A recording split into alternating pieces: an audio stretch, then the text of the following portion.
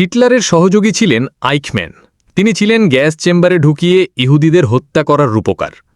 দ্বিতীয় বিশ্বযুদ্ধে হিটলারের পরাজয় হলে তিনি ব্রাজিলে পালিয়ে যান এবং ছদ্মবেশে একটি কৃষি ফার্মে কাজ করেন। কিন্তু শেষ রক্ষা হয়নি আইখম্যানের। অনেক বছর পর ইহুদিদের হাতে ধরা পড়েন তিনি। তার উপর ভীষণ ক্ষিপ্ত ছিল ইহুদিরা। তাকে হত্যা করার সমস্ত প্রস্তুতি শেষ করল তারা। হত্যা করার আগে আইখম্যানের শেষ ইচ্ছার কথা জানতে চাওয়া হলে তিনি মৃত্যুর পূর্বে ইহুদি ধর্ম গ্রহণ করার ইচ্ছা পোষণ করেন। তার এমন ইচ্ছার কথা শুনে তাচ্ছিল্যের হাসি হাসতে থাকে উপস্থিত সবাই। ভর্ৎসনা করে তারা বলে, বাচাধন, তুমি মনে করেছ ইহুদি ধর্ম গ্রহণ করলেই ইহুদিরা তোমাকে মাফ করে দেবে? তা হবে না, মরতে তোমাকে হবেই।